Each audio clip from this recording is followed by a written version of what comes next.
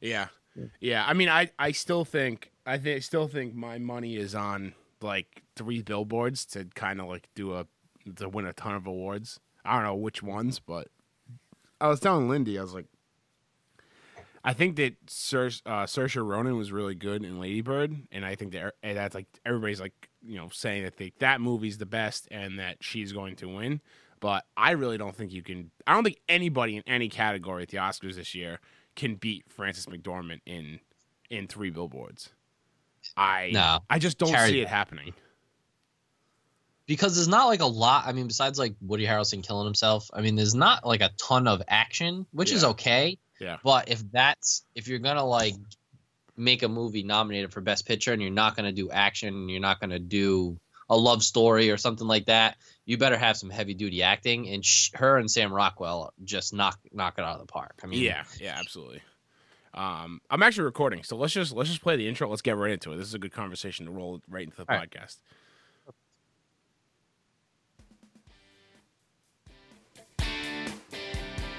Welcome to the Average Nobody's Podcast, the ultimate home for wrestling enthusiasts, beer drinkers, movie quoters, and pop culture connoisseurs. Here are your hosts, Matt and Ryan. Welcome to the Average Nobody's Podcast, number 65 for February 9th, 2018. On today's show, we're chatting about Super Bowl 52, which was between the Pats and the Eagles. We're talking about Quentin Tarentino. We're talking about Logan Paul again, another Logan Paul update, and we're going to wrap up with some new trailers that came out. We're going to review them, talk about them a little bit. You can chat with us on Twitter, @AverageNobodies. Toss us a like on Facebook. Again, it's @AverageNobodies. And heart all of our pictures on Instagram. Again, @AverageNobodies. Don't forget, this podcast is available on iTunes, Stitcher Radio, and as a video on YouTube. My name is Matt. Matt's Ryan. Ryan, are you there? I'm here. Okay. Live via satellite. I gotta. So we were just talking about some Oscar nominations, but I have to first. I can't let this pass. I haven't had a good laugh like this in a long time. When I texted you earlier and said that I would like call you as soon as I was like ready to go for this podcast, and you said I would answer the phone screaming, and I almost dropped my phone. I was sitting on my couch and I almost dropped my phone. I was laughing so hard. It's just like one of those things. Like we always like if someone actually printed out our text messages and read them back. Like this is such a cliche, I know, like because people say that all the time between like friends. But I think that people would really be worried about us if they read our text messages back. But this is just one of the ones that really like just hit me just right. I'd be shocked if I wasn't immediately institutionalized if they read some of the text messages we go through. Because I mean, with certain people, you can just like not have to send. I just don't send a serious text. Like, if you'll send a serious text, it's followed by something the complete opposite. I don't know. Yeah, I get a kick out of it typing it. So yeah, I don't think we've ever sent a string of more than 2 or 3 texts that wasn't followed up by something like completely absurd. No. Just like like just the opposite of like what we're talking about. But the laughter that I broke out into today was reminiscent of like back when Snapchat was first around, and Derek used to like send those string of Snapchats to all of us, and like I would have to walk out of Save the Bay. I'd have to walk away from my desk and go outside and get some air because I couldn't catch my breath because I was laughing so hard. Was it on the level of when Derek called Schwartz Pugsley Adams? No, I really don't think anything will beat that image that I had in my, because that was just such a perfect storm of like I was tired and he just said something that immediately registered in my head as like I could picture like Schwartz dressing like Pugsley Adams, and I just lost my mind. Like my mind just spiraled into a deep dark cave, and I just like that was it. Like I was just broken. Yeah, it was really perfect. But it was very funny. This I'm gonna answer the phone screaming was very funny. So Ryan, we got some people watching. I hear you have a new hire you're training at work. I do. She's really nice. So I work in customer service for a guided tour company, for those of you who don't know. And we have a new hire, so I'm tasked with pretty much kind of like introducing her to most of our systems.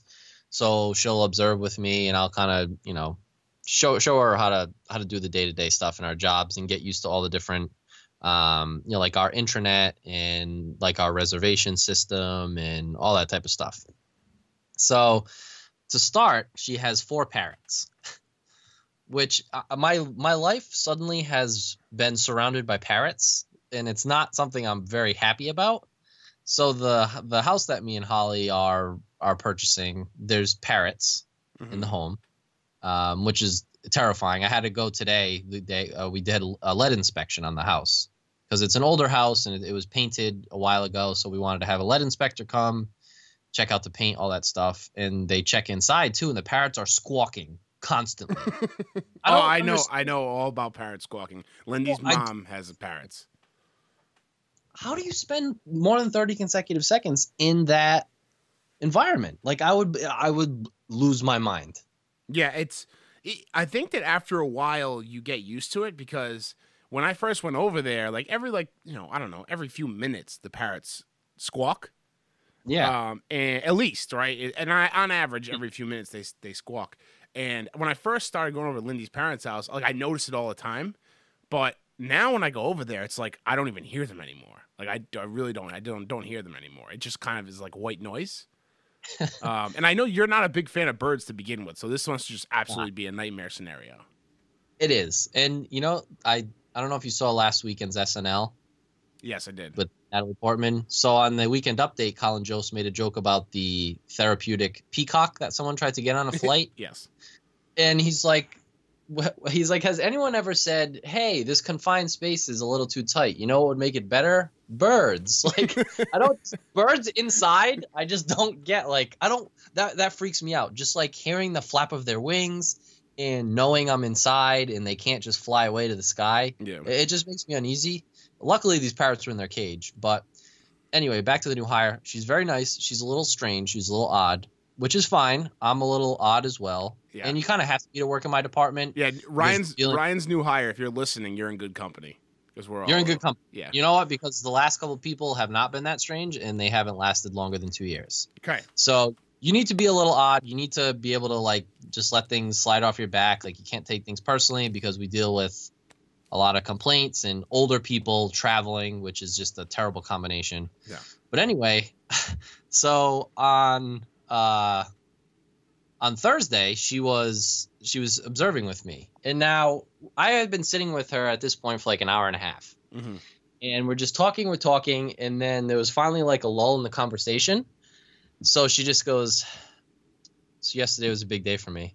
I'm like, oh, all right. Like we weren't getting personal at all. I was trying to teach her the job. I was like, oh, what happened? She's like, it's the 10-year anniversary of when I got hit by a truck.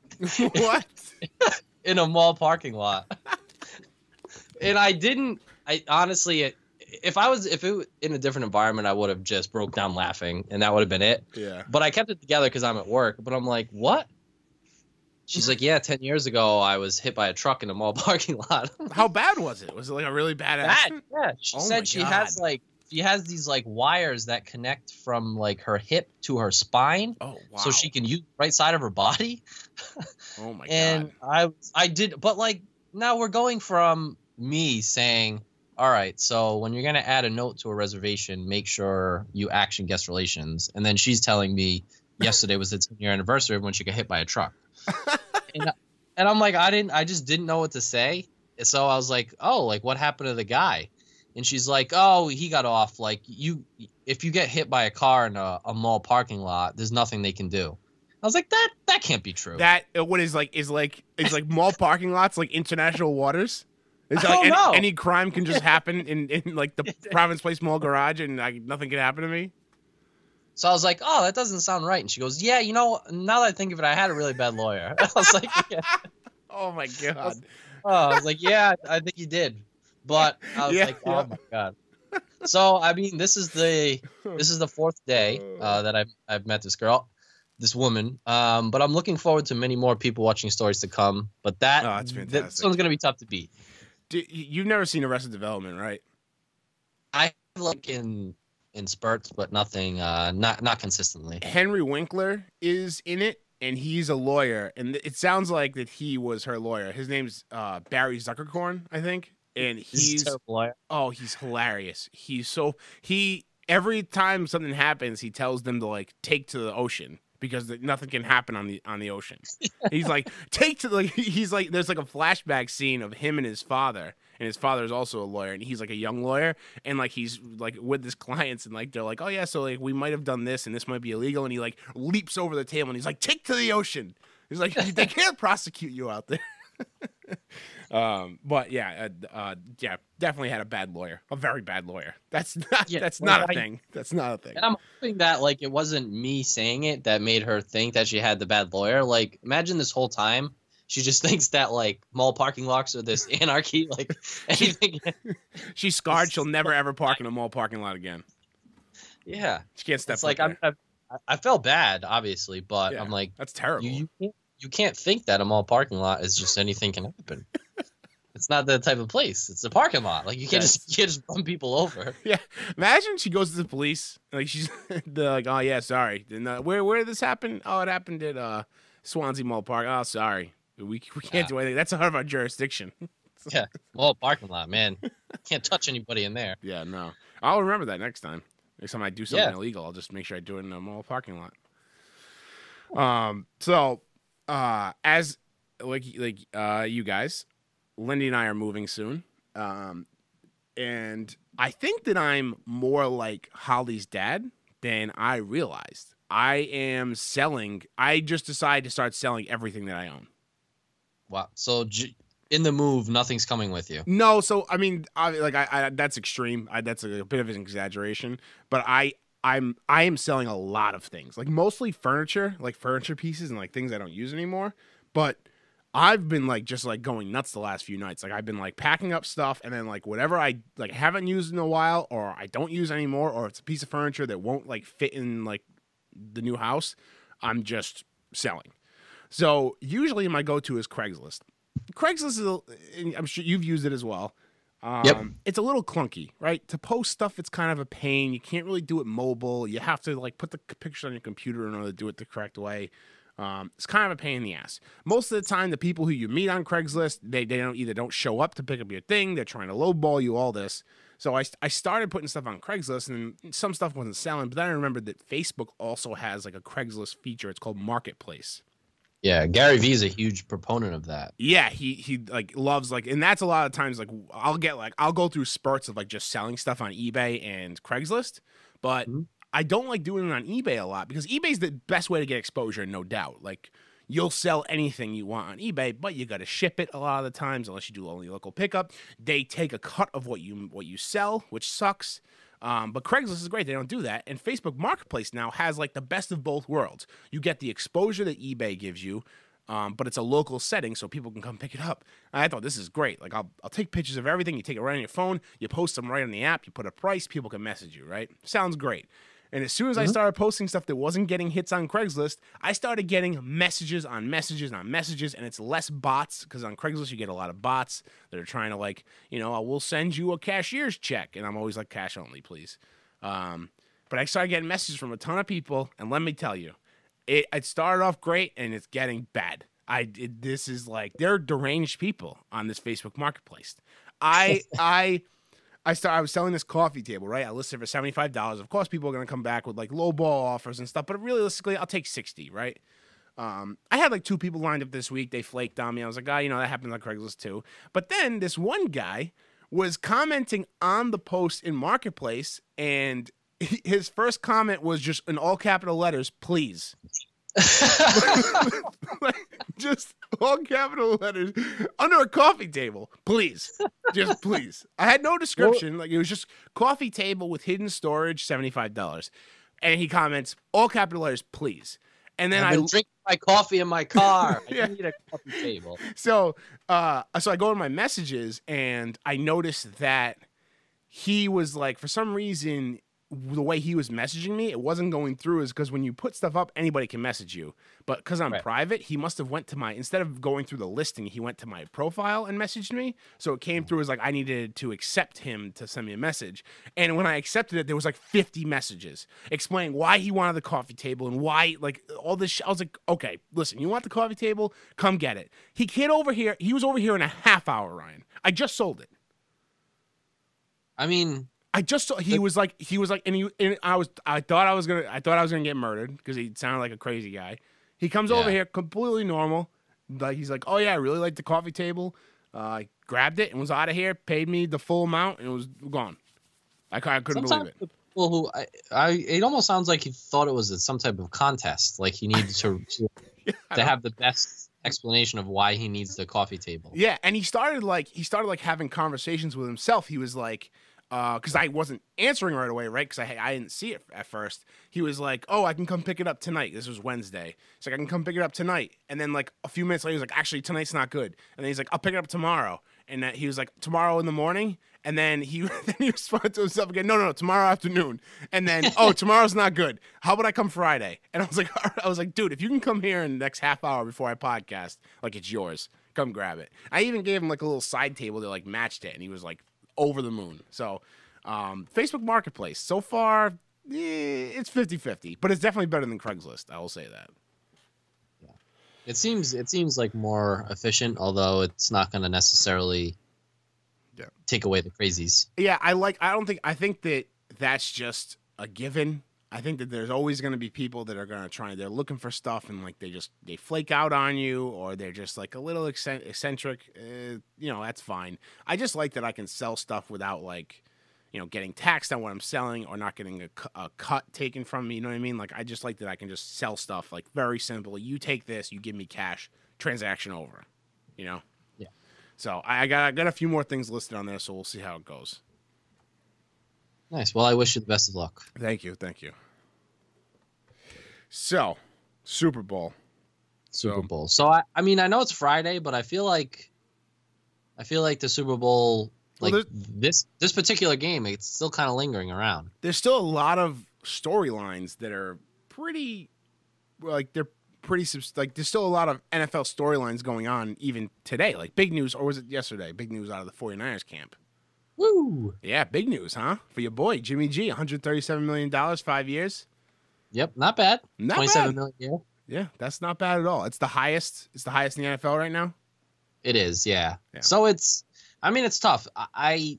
You're going to get the people who say he's overpaid. I'm not going to disagree with that. Yeah. But as a 49er fan, from what we saw at the end of last year, you want him to be the guy.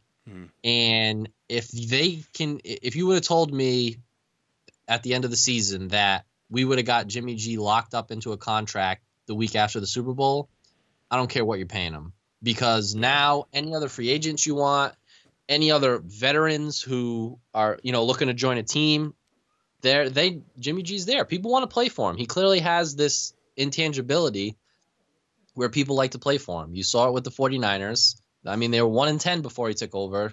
It's not like he got traded to this elite team with all these great playmakers and he just so happened to fit in. Mm-hmm. Like, he took over. He's that type of player.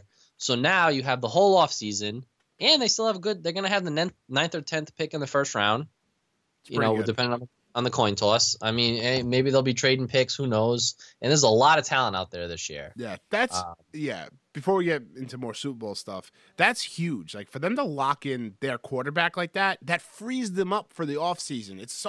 That must be such a good feeling for the organization. And honestly, a really good first step forward for like part of their, like, now we're going to start competing. Like, you know what I mean? Like, start to rebuild, right?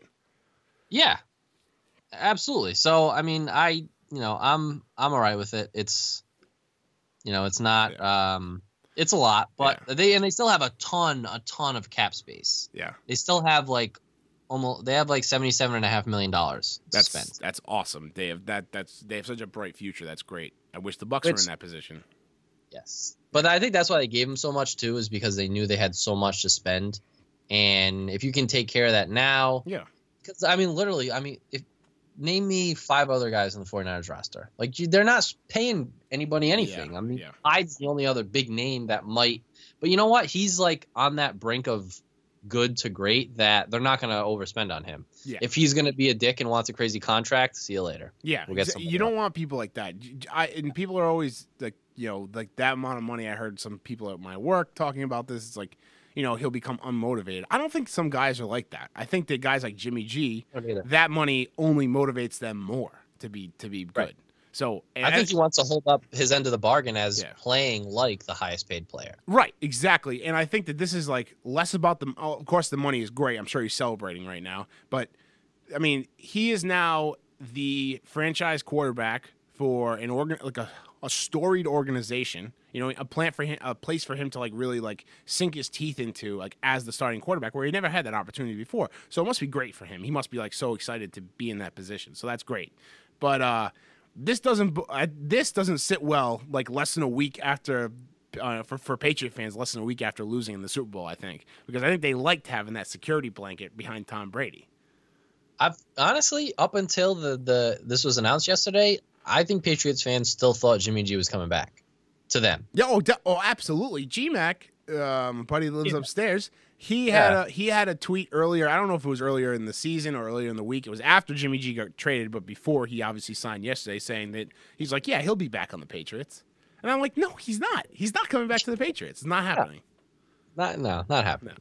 So I'm happy for him. I'm happy for the 49ers. And the good thing is you got a coach and a general manager who are solidly behind him. Absolutely. And that's huge. That does not happen everywhere in the NFL. Nope, it does not. And you know, and they're both like, you know, young guys too, which is kind of good. You don't have that stigma of like the old owner who like doesn't want to change his ways and sign the new kids. It's like, no, John Lynch and Kyle Shanahan, they're committed to Jimmy G, and I'm excited. It should be good. Mike T just bought a Jimmy G jersey, so I'm sure his whole family will die in a house fire or something. Oh no! You just please stay clear for just for a while at least. Yeah, no, Holly, she was gonna get me a jersey for Christmas, but she just decided to get me just a long sleeve 49. It just has 49ers on it. Good, yeah, very generic, so it can't pinpoint anybody on the team. I can't hurt anybody. Yeah, it can't hurt anybody. But I thought the game was I'm talking about the Super Bowl now. I thought the game was a really exciting Super Bowl, especially for us. Like, we're not Pats or Eagles fans, so we can kind of like, you know, we can root for the Pats quietly, silently, but we just really want to see a good game, right? I thought we had that. It was a shootout. It was fantastic. I watched the first half with all Patriots fans. We went to Christine Mello's. Nice. Christine DeSimone. Sorry, imagine her last name's Mello too. That's funny, just to us. Nobody else really, unless they know. No, nobody knows it. But so our friend Justine's sister, her husband, and then her brother-in-law Jeff, who's one of our good friends. They're both big Patriots fans, and Christine and Justine are Patriots fans, but not by default, like not gonna live or die by the Pats. But it was interesting watching the first half with Pats fans. Which I always like to do. Last year I watched the game with Deepak, our friend Deepak, who's the most diehard. He won't leave his house on Sundays during the NFL season because he has to watch the Patriots in the same spot on the couch. But it was a really good game. Deepak's birthday today. It is, yes. I texted him, but Deepak, if you're listening, happy birthday. Yeah, happy birthday, Deepak. He's 1 year older. It's perfect Indian, man.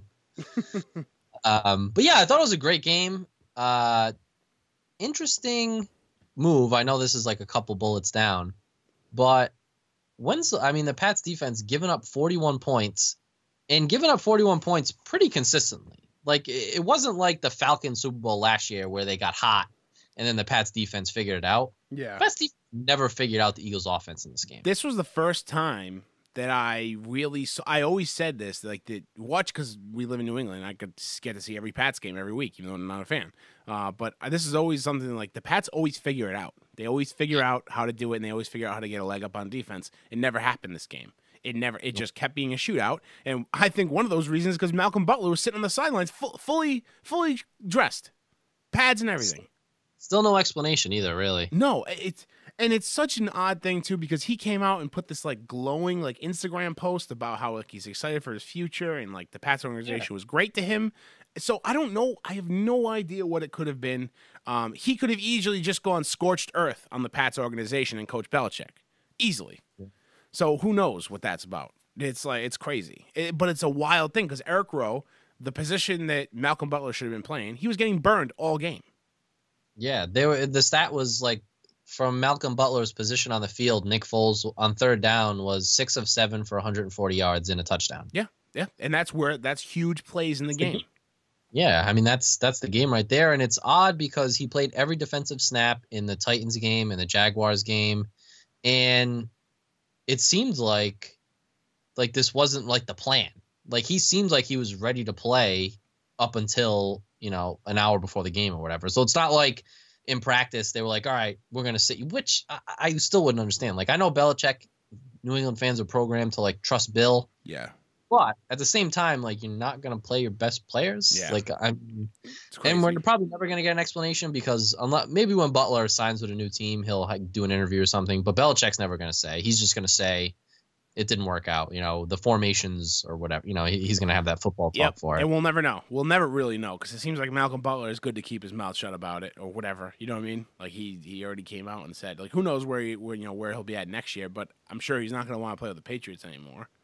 No, I wouldn't. Yeah. I'd be pretty upset. Definitely not. So what'd you think about the commercials? They were all right. You know, I'm going to be honest with you. I watched the first half at Christine's friend's house, and then we drove home like halfway through Timberlake's halftime show. Yeah. And then when we got home, the second half had already started, so I fast forwarded a lot.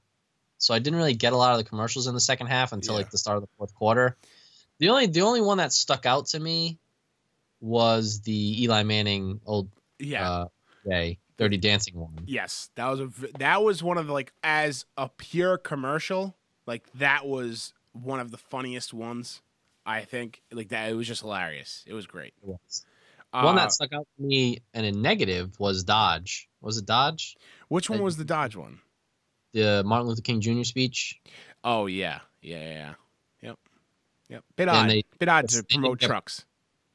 And someone geniusly online like actually put because he has like not a famous speech, but he has a famous part of one of his speeches where he talks about like the disingenuity and like the liars of like the advertising industry and how it's like poisoning the American people. Like he was so against ads like this, and then they used it without the family's permission to sell a goddamn car. So someone online did that same commercial, but instead of like the speech they used on the Super Bowl commercial, they used the speech where he's basically saying like, "That's don't great." It's so funny. Hey, you gotta do your research, Dodge. Yeah, that was like that must have been such like a. This is gonna be whatever. It was a bunch of old white guys in a boardroom. Yeah, and they were like, "This is gonna be great." Like Martin Luther King, like iconic hero of the civil rights movement. And Dodge trucks. Let's put them together. They're two good things separately. Let's just put them together, and we're gonna go ahead and make a Super Bowl commercial that's gonna make everybody weep. Yep. Yeah. You know what? Maybe 10 years ago, people don't really care, but I mean, it continues to boggle my mind that people just don't read the room. Right. Oh yeah, absolutely. And it's such simple things like this. It's not like we're not really digging here. We're not. This is right in front of us. We're not trying to look for something that's bad. This is right in front of us. It's not a stretch. And I remember we were watching it, Holly and I, and we just looked at each other when it happened. We're like, this isn't going to go over well. Nope. Like, you just know. Yeah. Like, when people have that reaction instantly, that's when you know it's like you just didn't do your homework. Like, that's lazy. Yep. And it's kind of crazy to say you're lazy when you're spending $5 million for a 30-second ad. Like, Jesus Christ. Yep. But I don't know. That's crazy. But, I mean, other than that, those two, I know. What? Oh, go ahead. I really like the Tide ads. Yeah, I was actually going to say that. I mean, first of all, let me just I'm going to put my my flag in the ground here on where I stand on the Tide Pod like fiasco. Okay. People are fucking morons, absolute morons. So I understand like little kids getting their hands on Tide Pods. That's fine. All these fucking idiots that are eating the Tide Pod challenge and all that bullshit. You're an idiot. You're an absolute idiot. So people were saying that like this was a great way for like Tide to like clean their image, right? To have people think about something other than the Tide Pod challenge. I don't think that really was the case. I really don't think they needed to do that. Maybe this is bad for kids or whatever, but also where in your home are you just keeping Tide Pods where fucking babies can get to them? You know what I mean? Like you keep them on a shelf in the laundry room. Like you're not just keeping them all over the floor in the fridge. Like where are you keeping them? I like the Tide ads. I thought they were hilarious. I thought David Harbour was great. I thought it was funny that they used like some of their other like under their umbrella of their Procter & Gamble, they used like Old Spice. and they use like the Old Spice jingle, and the guy from the ads is like, this is an Old Spice ad. Like you hear that jingle and you immediately go, it's an Old Spice ad, and then it's a Tide ad, and the horse is like longer or whatever. And then like the I thought the best one was the tennis one, whereas like you thought it was like an arthritis like pain med ad, and it ended up just being David Harbour like with the old lady playing tennis. It's hilarious. I thought that was great. Job, especially because they're in the news. Yeah. You know what I mean? And again, I agree with you. I don't think they had to do anything as far as like restoring their name, but your name's out there, so you might as well. You got 110 million people watching. Yeah. I mean, do something. Yeah, it was memorable. You're gonna remember it. So yeah. And also, I mean, we're gonna talk about trailers later, and a lot of the trailers that we're gonna talk about later. Some of them actually, well, I guess none of them actually, but. The trailer, there was a lot of good movie trailers during the Super Bowl. I thought this was a good year for movie trailers. They had the Han Solo movie teaser trailer, and then they came out with another. It was a teaser for the teaser trailer. Movie industry, listen, just put out trailers. You don't have to call them anything. Just put whatever it is out. We don't need name classifications, and if you're going to give them name classifications, make it like cut and dry. Either it's a trailer or it's not. This was a teaser for a teaser trailer that came out the next day. That's ridiculous. I don't need that. They don't need it. Just put it out there. I don't care what it's called. It looked awesome. Netflix blew the lid off of Hollywood, and they bought the rights to this movie called God Particle. Paramount was working on it, and they turned it into a Cloverfield movie, and then Netflix put it out the second after the Super Bowl ended, and they had an ad for it. And I was like, when can I see this movie? This looks awesome. And it was on Netflix, and I watched it that night.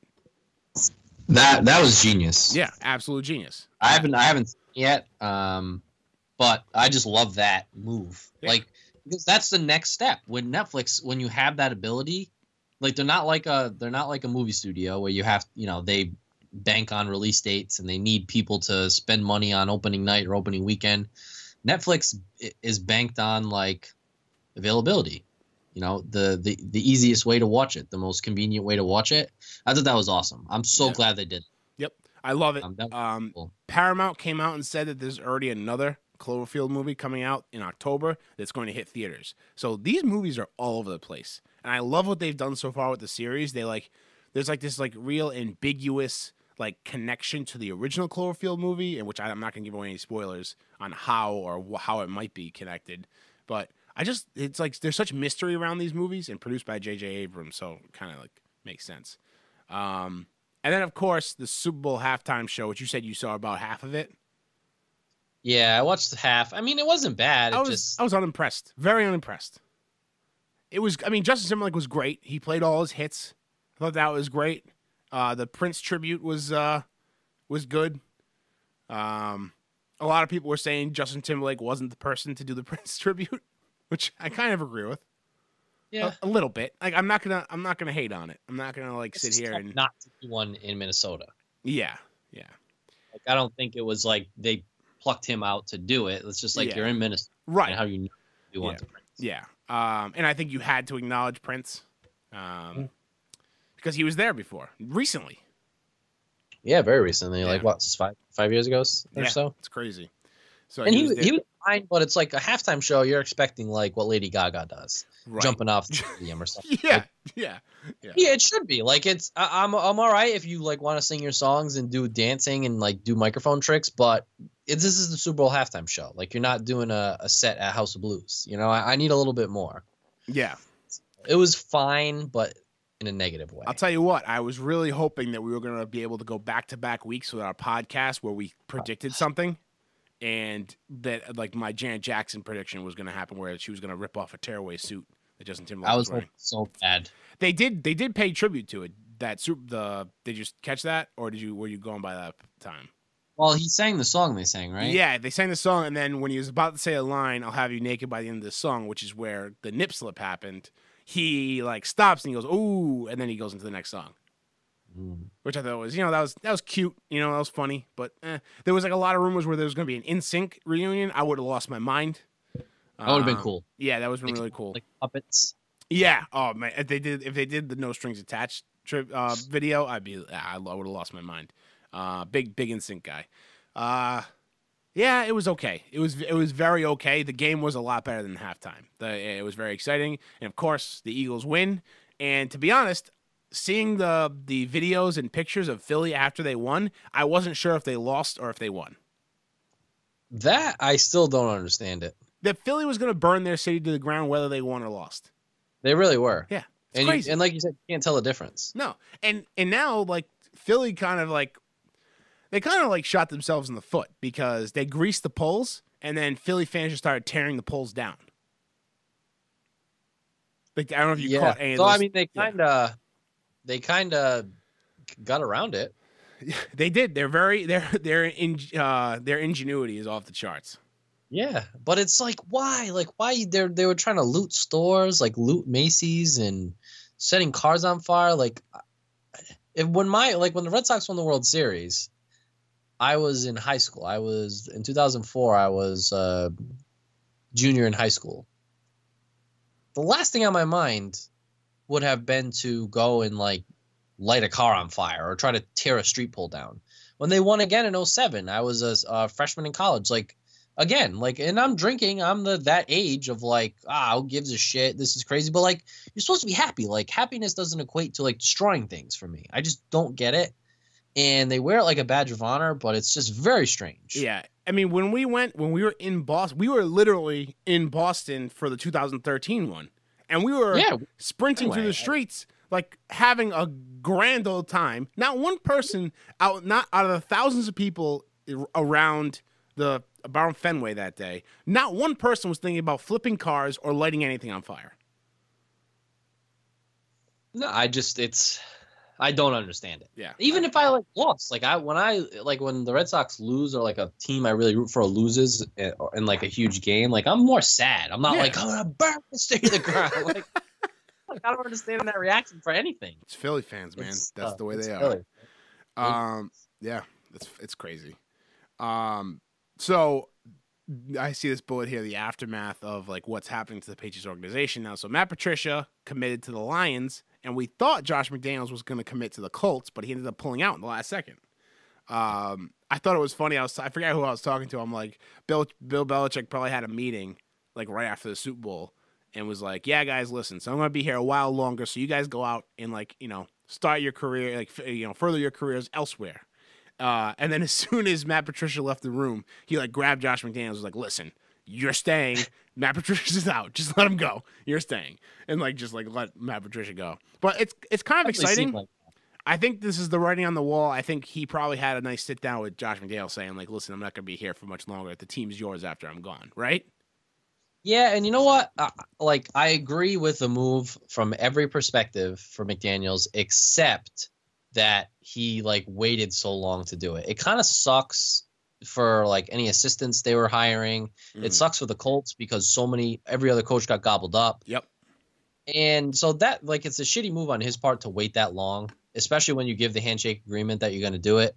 But I mean, you can't argue that it's not the smartest move. No, he's already failed. He's already failed in Denver. If you go to Indy and fail again, you're never going to be a head coach. No, never. So why not just stick with a system and a team and an owner that and that was like the biggest thing listening to different people talk about it. Who's more stable, Jim Irsay or Robert Kraft? Jim Irsay is a goddamn maniac. Yeah. Andrew Luck is in limbo. Yeah, who knows about that, right? Yeah, or you go to Robert Kraft, you know how he's going to treat you, you know the control he's probably going to give McDaniels. Like Robert Kraft doesn't want to be involved in football operations. No, he'll give you the money. Yeah. He'll let you do what you want to do, and you have Tom Brady, who, for all intents and purposes, is going to play until he's 150 years old. So, and who knows? Like Belichick could be retiring now, and Tom could take over with. I mean, Josh could take over with Tom Brady still. Yeah, who knows? I mean, really, this is so up in the air. Bill Belichick will never like let on for any of that shit. So who knows? It's crazy. It's the right. I think it's the right move. You're right. It sucks for the Colts, but also Josh McDaniels not only becomes a head coach, but he also becomes the GM of the Patriots. Pretty much absolute control, like you were saying. Yeah. So it's a good move for McDaniels. I also think it's a good move for Patricia. I really think he's going to thrive in Detroit. I think that's the type of like. I think that's the place he wants to be. I think he really is going to enjoy it there. I think he's really going to like.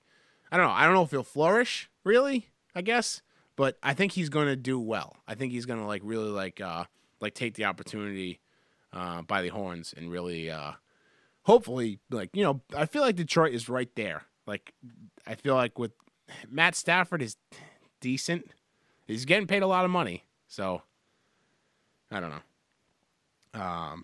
But it's sad to see Patricia go. It's a tough division. It is. I like Patricia a lot. Yeah, he's a smart guy. Yeah, and that Patriots defense was not talent-wise was just not there. Yeah, and also you get rid of Chandler Jones, leads the league in sacks. Yeah. You lose Deonta Hightower, your best linebacker. You don't play your second best corner in the Super Bowl. Like he was kind of playing with his hands tied all year based on what Belichick wanted to do. Yeah. And who knows? I mean, now with him in Detroit, like who knows? Like they could. I don't know many defensive players in Detroit's team, but who knows? Like they could go out now and get some good defensive players, or maybe draft some good defensive players, and really make that team competitive. So I agree. I mean, he's a great mind, and they're in a tough division because you got Green Bay, Rodgers coming back healthy. Minnesota made it to the NFC Championship game, but Minnesota has a lot of guys that could be leaving. Mm-hmm. But people forget, like, Minnesota lost Dalvin Cook.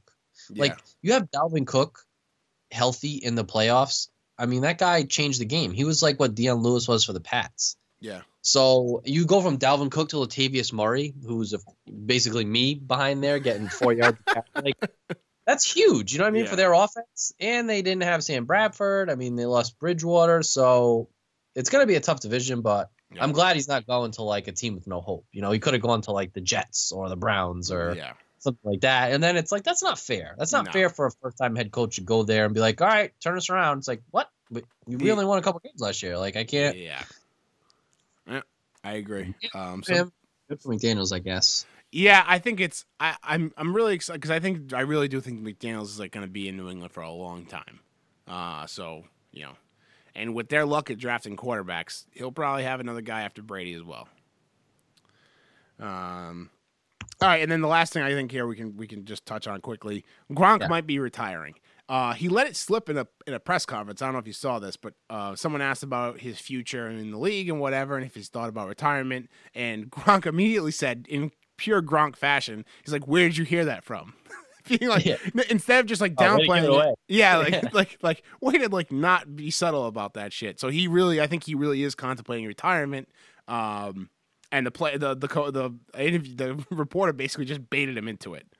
Yeah, which can't be that hard. No, definitely not. It's like that reverse psychology. It's just like you got him real good. So that's sad because he's the best tight end of all time. Absolutely, like no hands down. So I think he has a couple rings. One he didn't really participate in, but you know he still got him. You know, at least he didn't participate in the Super Bowl. But Jimmy G's got 2 rings too, though. Yeah, it's true. Well, last year he contributed. Jimmy G was probably you know, butterfly effect, but he probably did contribute to with those few wins he had. What do you think about Gronk coming to the WWE? Because that's obviously the next move for him. Yeah, I mean, it's like he definitely wants to be an actor. Like he wants to be Gronk, but I think without the back injuries and without the concussions. And I mean, the guy's 28. Do you blame him? No. All you see every day, every article is these old timers and in the NFL who are old timers by our standards, but in reality they're 40 and 50 years old and they can't remember their name, or they have a knee replacement, or they can't walk. You know what I mean? Yeah. If it was me and I'm seeing that, I've already won my Super Bowls. I've already made my money. I already kind of have my own brand, as Gronk's like his own brand. He's not this like unassuming football player that nobody knows. Yeah. He could go and be a B-movie star if he wants to. He could come to the WWE. The only thing, like, as much as I'd love him to come to WWE, you're not really, like, health-wise, you're not taking it any easier on your body. If anything, you're making it worse. Yeah, definitely. Than playing football. So, I mean, I could see him popping up here and there. He's really good friends with Mojo Rawley. Like, he was at WrestleMania last year, obviously. Yeah. So it'd be cool I could see him more being an actor. Like, he would be, because think of like the action movie stars, like a Stallone, even The Rock. Like, The Rock is not that great of an actor. He has a ton of charisma and he has the presence, but they're not asking him to be this like method actor. Yeah. It's like, go out there, flex, smile, say something stupid. Yeah. People are going to pay to watch you. Yeah. I mean, I really didn't think LeBron had any acting chops, and then I saw him in Trainwreck. And he was really funny in Trainwreck. Yeah. So I think they could definitely like you'd have to find the right director and like a little acting coach just like for him to deliver the funny lines. But he could definitely be like how The Rock was starting out, just like that. Right.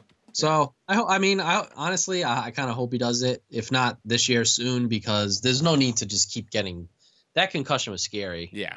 Against Jaguars, and like he's too big, he's too hard to tackle. Like he's gonna get another knee injury. He's gonna get hurt again. It's just the nature of the game now. Yeah, people are gonna keep gunning for him.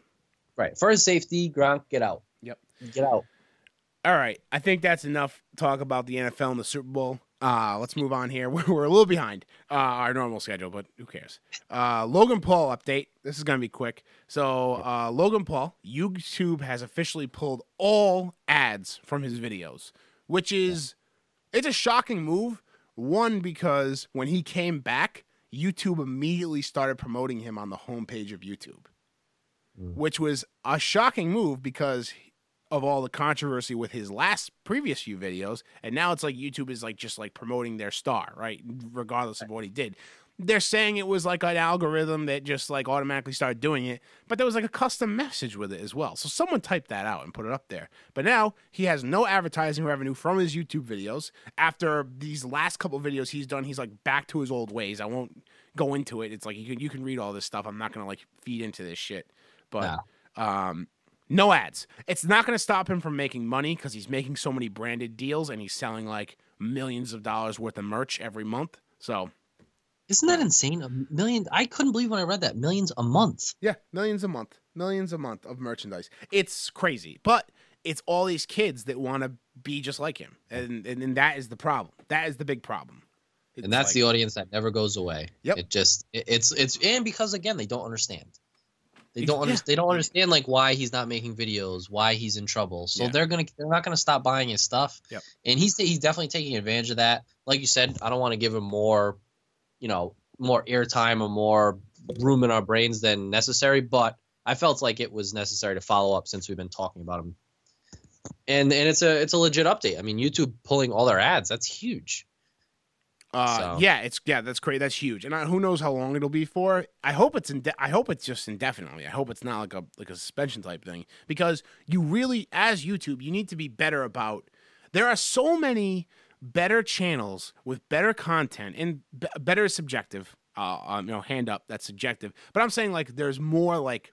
There's educational stuff. There's stuff where you can actually learn something. There's like I used YouTube when I first got my job at Save the Bay on how to use Photoshop for my job so I could, make a living.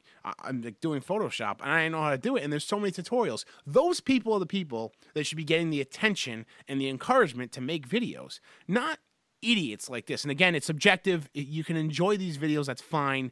Like, I watch a lot of like nonsensical YouTube videos as well, but for a guy like this to make so much money off of ad revenue for doing what like stupid, and then you're an idiot like that with your fan base, and you're just being a moron. Like it's good that YouTube did this. It was I think it's the right move, because we have defended him before. We said we don't want to see this kid not able to make money. He's making plenty of it, right? And that's not the point, but YouTube needs to be better about curating their content, and I think this is a great move towards that. I agree. And you know what? In 2018, it's more than just a brand. Like, you get to know the people behind the brand. You were more like in tune with celebrities and athletes because of Twitter and Instagram and stuff like that. So we get to see these people not just on the big screen or on the court or on the TV or on the computer. Like, you see them in real life based on their social media profiles. Yeah. So when some of them turn out to be rotten, I mean, it's, I don't think those people should be promoted over the people who are good, good, nice people. Especially when I mean, how many chances are you going to give the kid? He keeps doing this stupid shit. So eventually you gotta, I mean, you basically speak with your wallet. You say, all right, well, now we're going to cut your ads. So if you don't want to cut the shit, you're just not going to make money or have a show. Yeah. So it's good. I like the ads being cut. Do you want to talk about this next one?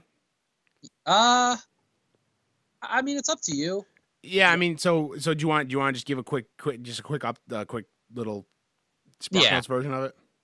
Yeah. So Uma Thurman had an op-ed in the New York Times talking about the treatment she received by Tarantino on the set of Kill Bill, and also that she was a victim of Harvey Weinstein in one of his God knows how many like hotel room incidents. And Weinstein was like the main funder and collaborated with Tarantino for Pulp Fiction and Kill Bill. So they've had like a long-standing relationship. So it's not necessarily surprising knowing Tarantino. Like, he's an odd guy. Yeah. I wouldn't necessarily count him as someone who's going to like stand up for women's rights and stand up to sexual predators. But some of the stuff she was saying in the Kill Bill movies, like there's a couple scenes when one, like the actor is supposed to be Michael Madsen, like spits in her face, and Tarantino like subbed himself in to actually spit in her face. Was it because Madsen didn't want to do it, or he just wanted to do it? No, I think he like took it upon himself to. Yeah, it's not great. It's kind of weird. Yeah, it is weird. And there was another scene where the actor was like choking the bride with a chain. Yeah. And Tarantino subbed himself in for that, to choke her with the chain. Yeah, And in Glorious Bastards, he's the one who's choking Diane Kruger. Yeah. Like Christoph Waltz. Like he's a strange guy. And when you put all these together, it's like, it's it's not good. No, it's not great. So then they unearthed comments of an old Howard Stern interview where Stern was talking to Tarantino about how Tarantino like always praises Roman Polanski, who's a convicted child molester. Yeah. He's had sex with a 13-year-old girl, and Tarantino said it wasn't rape because the girl wanted it. Not the stance you want to have. No, and it's like the audio of it. It's not like, oh, the reporter took my words out of context. It's like, no, you said this. And when Howard Stern's going, oh, come on, man. Like, yeah, that's when you know. Yeah. So the reason I wanted to talk about this is because he has this humongous Manson family project that is still trying to get going. I mean, is that going to affect this? I think we're at the point now, unfortunately, where I think we're desensitized. Yeah. I think that unless the people that are working on the project back out, which includes Leonardo DiCaprio at this point, I don't think it's going to matter. I think it's full steam ahead. I don't think it's going to matter. Well, like, is the pressure going to mount? Kind of like what's happened with Woody Allen now. You have these actors and actresses who he's worked with films saying, I'll never work with them again. Like, what if you start getting on Leo? Like, how can you work with them? Yeah, no, you're right. I mean, it's very possible. It is very possible. What was Uma Thurman's op-ed about? Was that like very damning for Quentin Tarantino as well? No, I mean, it wasn't too bad. It was more on Weinstein, like how he like forced himself on her. Right. And Tarantino knew about it because they were close, when he was making the movies. But the big thing with Tarantino was there was a scene in Kill Bill at the end where the bride's like driving her car down like the road. Yep. And the car like was known, or Uma Thurman was told by the stunt people, the car is like not right. And Tarantino was like, you have to be in the shot. And she's like, why? You're filming me from behind. Just do the stunt person. He's like, no, you have to be in it. She's like, I'm scared. I don't want to do it. Like, I've been told this car is off.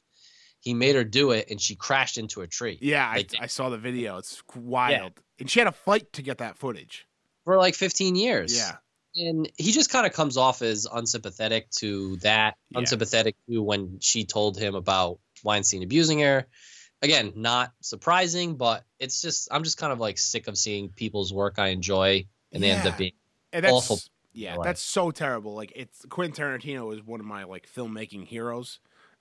Just, I mean, he's a weird guy, and he's always been like a quirky, weird guy, and like, I mean, quirky is the wrong word because some of the shit he's doing is like terrible, but he's always been like this. So I never really like defended him as a person, but I love his art, and that was like awful that like he was like making them do this, and he was like subbing himself in and all this shit. It's really bad. It's not great, and I think that he's missing a lot of like very like vital social skills and social like things that he would have gotten in school, because he dropped out of school in middle school. He's in fact very like, not that he's not educated, right? That's not the case, but I think he's missing that part that you get from going to school with other kids, right? Yeah, I think he's missing that.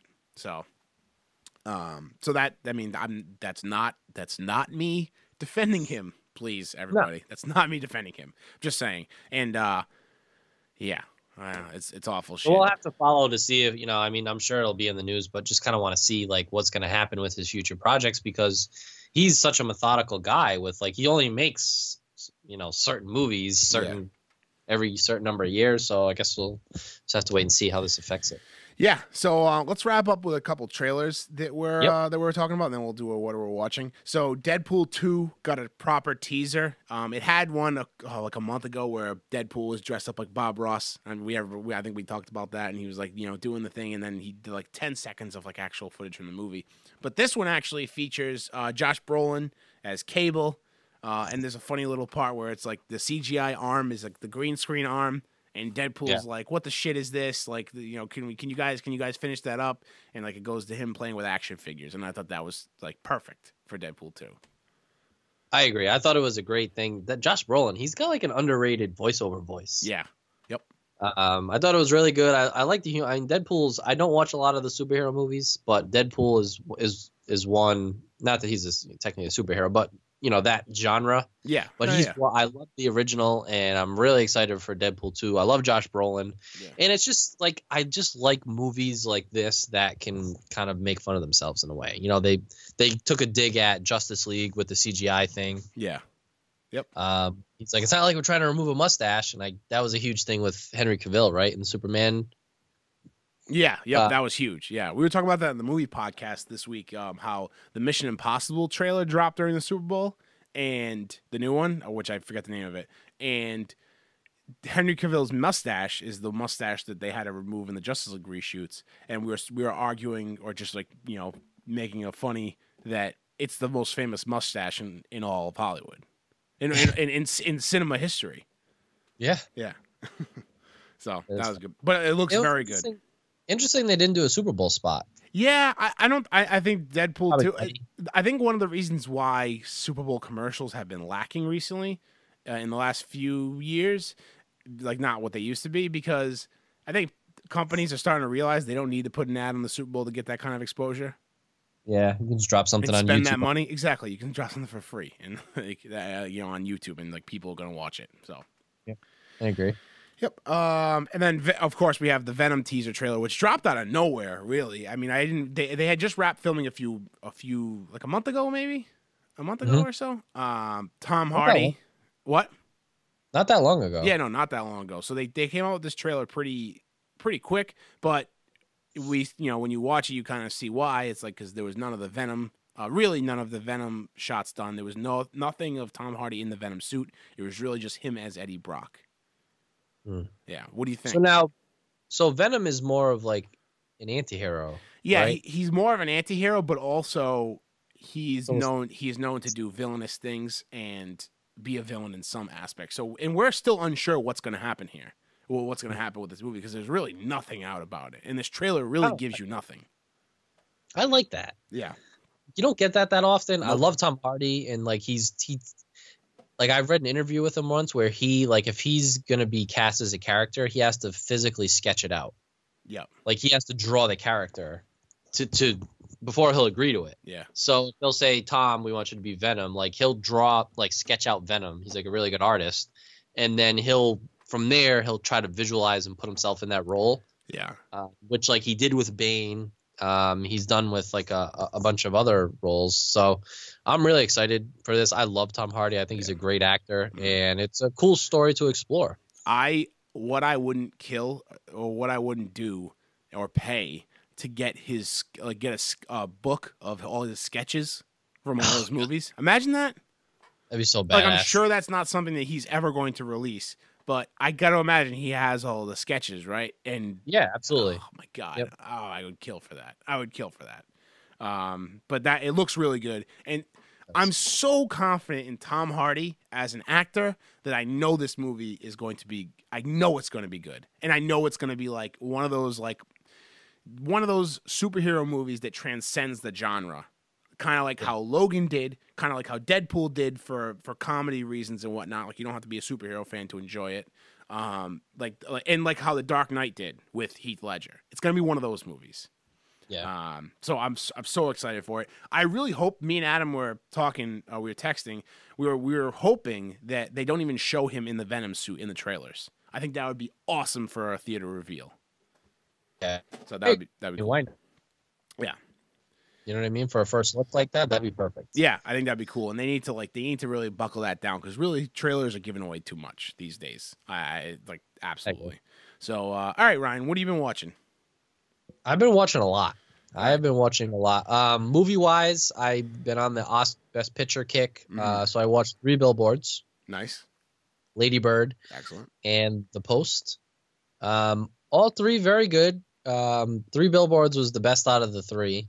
With the best acting. The cast in The Post is just unreal. Yeah. I'm gonna overlap with you. I also saw Lady Bird, and I thought Lady Bird was great, but I didn't think it was as good as 3 Billboards, like you said. I think that one of the reasons why is because it didn't really resonate with me, because I didn't like, that's not like a mother-daughter relationship wasn't really something that I ever experienced. You know. Right. For like for reasons. coming of age. Yeah, like it's not that we're not the audience, but we're not gonna relate to it like females would. So. Right. But it was still really good. I love Saoirse Ronan. I thought she was really good in it, and it was good. It was like lighthearted, which I always like. You know, sometimes movies get a little too heavy. For a TV, I've been watching The Resident, which is like a medical drama on Fox, really good. Corporate is a comedy on Comedy Central that just debuted. It's been 5 episodes, really really funny. And Baskets is a comedy on FX, Zach Galifianakis. Yeah. Super funny. And I actually watched a movie called The Florida Project today. Oh. Willem Dafoe was actually nominated for Best Supporting Actor in the movie. And I mean, I feel like this always happens. Like the supporting actors is always like almost the sneaky best acting role. Yeah. Because it's him, Woody Harrelson, Sam Rockwell. Like those are 3 like heavy. This Florida Project was really really good. It's about like this rundown motel in Florida right outside Disney World, and like Willem Dafoe's the only actor in it. Everyone else is just these like cast for the part type people. Yeah. It's the main focus is this like 25-year-old girl who has a kid but she doesn't have a job, and it's kind of heartbreaking, but it's really really really good. I don't know if it's in theaters or not, because I haven't seen it anywhere. It's super indie, so I don't know if it's going to be in theaters. But if you have a chance to watch it, definitely worth it. Florida Project is excellent. Nice. I actually wanted to see that, but there's really nowhere to see it right now. But I will eventually, once I can, I will see it. Maybe Cable Car or something will come out with it. Yeah, soon. probably. But yeah. So I've been busy. Nice. How about yourself? So I got my movie pass, like I said last week. So I've been like tearing it up. I saw Lady Bird. I saw Call Me by Your Name in the same weekend. I saw both of them. Call Me by Your Name was. So here's the thing. It was very, very good as a film. A lot of the stuff was very over my head, because it was very like there was a lot of things going on in it that I couldn't decode. Like I couldn't really like figure out the meaning behind. Straightforward, it was a love story. Straightforward, it was a love story about this guy played by Armie Hammer. His name is oh God, why can't I think of his name now? It's Emilio and shoot. No. Hold on. I have to look this up because it's gonna kill me. But anyway, so Emilio is played by Timothée Chalamet, and his dad is, and I don't know his actor. I don't know the actor's name. He's Arnold Rothstein in Boardwalk Empire. Oh, Michael Schumacher or something like that. He's in yes. He's in Shape of Water too. Stolberg. Yeah. So Elio is Timothée Chalamet, and Oliver is Armie Hammer. His name's Oliver. He's an American, kind of like he's getting his PhD, so he comes to Italy, where Timothée Chalamet's parents and he live. They live in northern Italy for the summertime, and they're Italian. And he's helping his father, who's an archaeologist, with some work, and like he's working on his PhD, and like very intellectual type guy. So he's out there, and he like kind of like falls in love with Timothée Chalamet, and there's this whole like intertwining love story, and also like the struggles of like coming out to your family and the pressures of society, and all this like very heavy, like, themes and story. And it's very beautifully shot. It's really is amazing. The dialogue is super sharp and strong. But there's a few things that I didn't understand, so I wish I had understood it better. But as a film, it's really great. So for the most part, I liked it. There's a few scenes that will stick with me for a while. But that's just, that's what it is. I mean, it didn't really. And I was there by myself seeing it. I'll also say that. It was a movie that was not well attended. There was a lot of people in there, and I was there by myself. Also saw Lady Bird by myself. I've been rewatching Sons of Anarchy because that show is. I forget how awesome that show is. I love it so much. Show. And now I want a Harley Davidson again. Yep. Well, watch out! They recalled them. Really? Which one? Like new ones? 250,000 because the brakes. The brakes might not work. They said. Good. You know what's very important on a motorcycle? Brakes. Brakes. Yeah. And I also am. This is not a what are we watching. This is something I'm going to be watching. I'm starting Altered Carbon this weekend. I promised myself I'd start watching it, and you are watching it. And you're saying it's great. I can't wait to see it. So that's it. So I forgot to mention that I'm 4 episodes in. Joel Kinnaman is from Suicide Squad, and The Killing is the main character. You could give me 6 hours. I couldn't exactly tell you what it's about, but it's really good. It's super futuristic. It's just one of those futuristic things where so much shit's happening that I'm not like trying to focus on like a one line plot. Yeah. Like I really couldn't explain it to you. You kind of, it's one of those things you got to watch it. It's a ton of shit happening. A lot of nudity. Yeah, I can deal with that. I can deal with nudity. A lot. Okay. I won't watch this with my grandmother. Don't. She'll be upset. K. Marco at Barstool has kind of been like, I've been like kind of going to him. Like I usually watch stuff on my own anyway, and I don't let reviews like decide what I'm going to be watching. But K. Marco, I believe he gave this a pretty glowing review, and he's kind of like the tastemaker that I follow at Barstool. Yeah, I've drifted away from Feidelberg and KFC. Yeah, they're just too good. Yeah, I can't go to them anymore. But K. Marco seems to have a grip on it. I started because he really loved the new season of Black Mirror, which we also loved. So I kind of like set my like meter at that, and like that I calibrated at him loving Black Mirror, and I'm gonna see like where else where else we match up, and I can go to him for good reviews as well. And Uprocks too. Uprocks has a review on it. I haven't read it yet because I haven't watched it, but right, did you see that? Uprocks? Yeah, I believe Uprock. I saw on Twitter. Alex Sepinwall. Yeah. He's fantastic. Yeah, he's awesome. He does deep dives and stuff, but I guarantee I would be very surprised if you didn't enjoy Altered Carbon. It's Me too. very good. Speaking of TV shows, one other thing before we go. Westworld Season 2 trailer at the Super Bowl. Yes. Oh, so excited for that. So excited. That has to be something we wrap it. What? When is it coming? In April. Oh, I can't wait. That is something we have to fit into our TV club schedule for sure. I'm pretty sure it starts like right around when Walking Dead ends. So perfect. When does Walking Dead start up again? 25th. The 25th of February is when TV Club will be back officially. We might talk a little bit in between there. I still haven't started The Punisher like an idiot. But that's going to do it for this week's Average Nobody's podcast. We went a tad long, but not that long, actually. Only an hour and 8 minutes. And we started a little. That's just like the beginning. So that's it. We're doing a poster giveaway on Make Movies Great again. It's a Star Wars 4-piece poster. You get all of them. So go over to @MakeMoviesGreat, and that's pinned to the top. That's how you enter. You can follow us. You retweet it, and there's a few other options to enter more times. So go check that out. But I think that's going to be it for this week. Yeah, I'm going to go watch the opening ceremony of the Olympics. Excellent. I think I'm going to do that as well. Yeah, I got my Russian flag. I'm ready to go. Perfect. All right, everybody. Thanks for listening. And don't forget to subscribe, like, retweet, comment, subscribe. No, I said that twice. And rate. And we'll talk to you guys next week. Have a great week, everybody.